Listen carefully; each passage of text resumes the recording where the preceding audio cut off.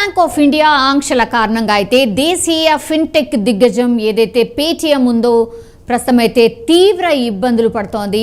ఇది కాస్త ప్రత్యర్థి ప్లేయర్స్కి అయితే వరంగా మారిందని చెప్పొచ్చు. కొన్ని వ్యాపార సంఘాలు కూడా పేటీఎంను వీడి మరో ఆప్షన్ చూసుకోవాలని చెప్పడంతో కూడా ఇతర సంస్థల్లోకి కస్టమర్ల ఇన్ఫ్లో పెరిగినట్టు కూడా ప్రస్తుతం అయితే నివేదికలు వెలువడుతున్నాయి.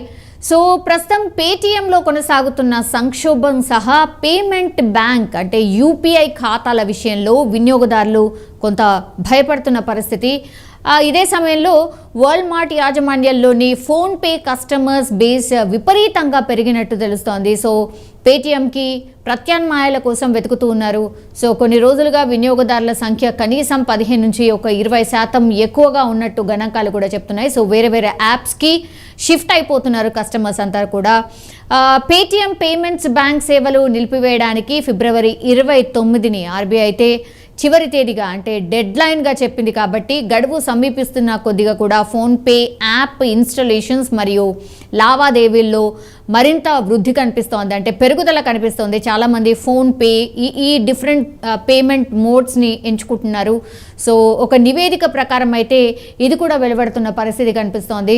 సో ఫిన్టెక్ రంగానికి చెందిన పలువురు ఆర్థిక నిపుణులు అయితే ఇలా పెరగడానికి ఇదే రీజన్ అని కూడా భావిస్తున్నారు. సో అదనపు ఇన్ఫ్లో నిర్వహణ కోసం ఫోన్పే కూడా ఇప్పటికే బ్యాంక్డ్ సిస్టమ్ను కూడా అప్గ్రేడ్ చేస్తున్నట్టు కూడా సమాచారం. సో ఒక్కసారి కస్టమర్స్ ఒక యాప్ నుంచి ఇంకో యాప్కి షిఫ్ట్ అవుతున్నప్పుడు పూర్తిగా వాళ్ళ యాప్ మీద ఒత్తిడి కావచ్చు, ఇవన్నీ కూడా కొనసాగబోతున్నాయి. కాబట్టి దానికి సంబంధించి కూడా పూర్తిగా సిస్టమ్ని అప్గ్రేడ్ చేసుకునే ప్రయత్నం చేస్తోంది ఫోన్పే. అండ్ పూర్తిగా అందివచ్చిన అవకాశాన్ని అయితే ఉపయోగించుకుని కస్టమర్ బేస్ను భారీగా పెంచుకోవాలని కూడా పెద్దగానే ప్లాన్ చేస్తోంది ఫోన్పే.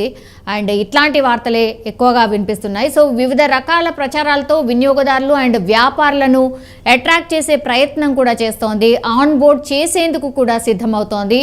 సో అక్టోబర్ డిసెంబర్ మధ్య యూపీఐ లావాదేవీల్లో ఫోన్పే 46% వాటాను కలిగి టాప్ పొజిషన్లో ఉంది. ఇప్పుడు పేటీఎం వినియోగదారులు ఫోన్పేకి మారటం వలన ఈ మార్కెట్ వాటా మరింత పెరిగే అవకాశం కూడా డెఫినెట్లీ కనిపిస్తోంది. సో రాను ఫోన్పే పూర్తిగా టాప్ లెవెల్లో ఉండబోతోంది. పేటీఎం కనుమరుగు కాబోతోంది. ఆఫ్టర్ 29th తర్వాత చాలా మటుకి పేటీఎం అనేది ఎక్కడ వర్క్ కాకపోవచ్చు. సో చాలామంది ప్రత్యామ్నాయాలు ఏవైతే ఉన్నాయో వాటికి షిఫ్ట్ అవుతున్నారు. అందులో టాప్ మోస్ట్ ఫోన్పే అని చెప్తున్నారు. నివేదికలు కూడా అదే చెప్తున్నాయి. సో ఫోన్పే వాళ్ళ కస్టమర్స్ని పెంచుకోవడానికి ఇంకొంత ప్రయత్నం చేస్తోంది. డెఫినెట్లీ బిజినెస్ వైజ్గా చూసినప్పుడు కూడా ఏదైనా ఒకటి డౌన్ఫాల్ అవుతోంది కాంపిటేటివ్ది అన్నప్పుడు ఆ కస్టమర్స్ని వాళ్ళ వైపు అట్రాక్ట్ చేసే ప్రయత్నం డెఫినెట్లీ అన్నీ చేస్తాయి. అందులో భాగంగానే బిజినెస్ వైజ్గా చూస్తే ఇప్పుడు పేటీఎం కస్టమర్స్ని పూర్తిగా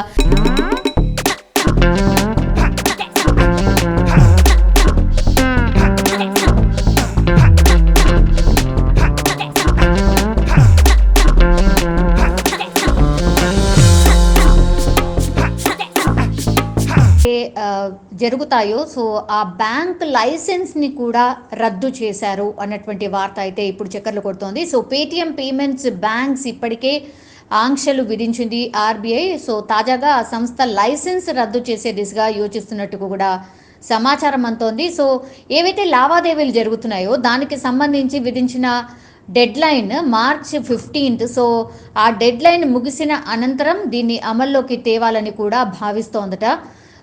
సో త్వరలోనే దీనిపై ఒక ఫైనల్ డిసిషన్ అయితే తీసుకోబోతున్నట్టు కూడా వార్తలు వస్తున్నాయి.